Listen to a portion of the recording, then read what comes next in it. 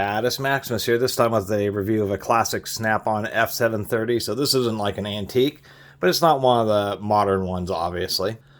But a very common Snap-on ratchet. I know, finally, I got a Snap-on ratchet out of all the ratchet videos. The reason being obvious. People think they're worth their weight in gold, and I'm just not going to pay crazy prices just because a ratchet says Snap-on. And out of all the ratchets I've reviewed, there has been a lot of very stiff competition Snap-on has faced. One of the things I never liked is that they use the same body for both quick release and non-quick release, and they just, on the non-quick release version such as this, they just put in these caps. The older ones use these kind of metal caps, and newer ones I think were plastic, but they always seem to end up like this, getting kind of beat up and ugly. They use a tiny little cast zinc switch. Not the most robust. I've actually seen a few Snap-ons where this has been broken off. We can see how beat up it's gotten. And oddly enough, if we look at this Snap-on, usually they have some type of very odd little symbol, which you can look up to determine when it was made. But on this ratchet, there is no little manufacturing date symbol, not on the end. This one's obviously been beating around a toolbox for a long time. You can see how scraped up it is right there. Almost no damage on the stem. Another thing I've noticed on many of these is that they, I've run into some of these Snap-on ratchets where the anvils were just, this whole bottom plate, everything was just totally worn out, which I guess, you know, if you use your tools, that's how they'll end up. But just really surprising, they've just taken the cake. I've seen some terrible Snap-ons. Yeah, I did pay $10, probably the only $10 3/8 Snap-on ratchet in the United States. This uses a Williams-style batwing pawl. I don't know who originally invented that pawl design, but I'm sure it originates probably somewhere around the 1910s, 1910s, 1920s. Very reliable design. Ton of ratchets use that design. This is a 36 tooth. And we know it's an older Snap-on. One of the first things is because they have that through hole there, and I've only seen that on older Snap-on stuff. This is probably from the 70s, 80s, somewhere around there. Of course, it is a Snap-on, so it does have a very strong ball detent. That is a characteristics of Snap-on. And yes, I am using a Snap-on socket to test this out with, so I won't be committing Snap-on sacrilege. It does still work pretty reliably. The nice thing about the batwing pawl design is if you use grease or whatever, even heavy lubricants, it's a very reliable and robust design. Unlike that SK Tough that I just reviewed, the 3/8 inch, where if you're not super careful about how you put it together and only use a lightweight oil, you're going to have issues. And that's really why I'm not so fond of fine tooth ratchets, is that they're just more sensitive to stuff. Smaller flakes of metal will make them skip, where this will take a pretty huge chunk of metal to make it fail. But even in this era, they had a lot of stiff competition, such as the Mac Tools XR8. This is a very nice, very heavy-duty ratchet. And of course, there was the Eastco ratchets and their Craftsman rebranded counterparts. Eastco made the Craftsman ones, and these Eastcos are really renowned. Some of these old Craftsmans, I even have a long handle half-inch that are worth like $100 on eBay, like Snap-on prices. So Snap-on certainly did have plenty of competition. We can see how robust this switch is. That's a super heavy-duty switch here on the Eastco. On the Mac, they add just a lot of extra material, and it sits flush with the body, so that's less likely to get quite as damaged. What is surprising is all the ratchet comments, how many people really like the whole on and off stamping thing. Something I haven't really cared one way or the other about, but some people really do like that. I just, given Snap-on's name, they could have done just a little better job on this ratchet. Somebody did give somewhat of a care to this ratchet because it has been greased at some point in its life. It just uses little slot head screws, surprisingly enough. Even less sacrilege, this is a old Craftsman US made 1/4-inch hex driver. Pull out these little screws, which weren't torqued properly.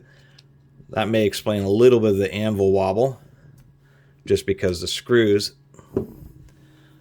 come on now, we're going to have to use the screws to actually push that plate out.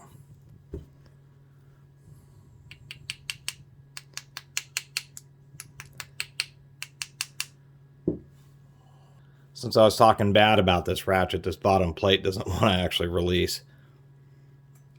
Come on now. I know sockets aren't hammers, but when it's snap-on, they are. Holy mackerel. And this thing hasn't actually been dented up or anything. It does speak to something about the machining. It's certainly tight machining on this thing. There we go, finally got that to release. That is an extra thick bottom plate. That is something to be said. Super greasy in here. And here we have this Batwing Paul design. I actually just reviewed a K-tool ratchet. That would have been this one right here, this KTI 22092. And this thing, the bottom plate, almost, it's like this is basically a knockoff of the snap-on. This K-tool has the same thing, the push-through pin. Almost identically shaped Paul inside this K-tool. And this K-tool also has a very thick bottom plate. The Mac has a very thick bottom plate, and the Eastco uses this very thick plate held in with a snap ring. I do like this design. Anyway, good old 36 tooth. Man, this thing is super greasy, but that's fine when it's these coarse tooth Batwing Paul Williams style designs. They're just fine with this kind of heavy grease. Some people have asked, since there's a ball detent in here, that's what holds the switch. People have asked, well, one, how do you replace the switch? And you actually have to just put this like on top of a socket and tap, use a punch and tap in the center to drive it out of the Paul. Secondly, how they get this ball detent in there in a ratchet body with having a hole on top is simple. They actually just drill the hole at an angle in order to make space for the spring in the little detent ball.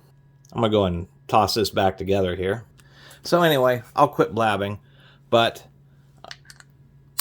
for the people who know why I've taken so long is one, it's basically because I've been waiting to find a snap-on ratchet that's been, you know, a reasonable price used. They're just people. I mean, I've seen people charging $100 for quarter, like just straight up truck price retail on old snap-on tools, and it just makes me feel it's just sour. There's just no way, especially after learning just how many other tools, and it goes on and on. People can search my channel for ratchets. I've gone through a lot of ratchets, and there's a lot of really good ratchets that have been made over the years. I mean, it's the United States and tool manufacturing. I don't mean to be overly patriotic, but I have to when it comes to hand tools. The United States and hand tools, my goodness, there's been probably hundreds of manufacturers over the last century and a half, 2 centuries, who have made tools, and just so many tools from so many people in the United States. It's just, and so many of them, a lot of them, not great, but many, dozens and dozens of them have just made absolutely great tools. Snap-on is indeed one of them, but they're just not worth the asking price. That's all I'm saying. That's all I'm saying. See, an old snap-on ratchet like this works fine, little beat up. $10 is really a reasonable price in my mind. Tightening down that plate did help a little bit with the anvil wobble, but there's still quite a bit. If we compare that to, say, the K-tool here, really tight anvil in that K-tool. The Mac, probably about the same. This old Eastco, maybe just a touch tighter. So anyway, decent ratchet. They could have made the switch heavier duty. That's probably my biggest criticism, is that, and their oddball plugs that they use that just always seem to get totally torn up. All right. That's my video about the classic snap-on 3/8 inch F730 ratchet. Probably one of the most common ratchets they've ever sold. And overall, not a bad unit. Just don't pay too much money for one because they're not worth it compared to just a million other brands. Anyway, I really appreciate everybody who's been watching and subscribing. And if you haven't subscribed, please do. Until next time, Catus Maximus out.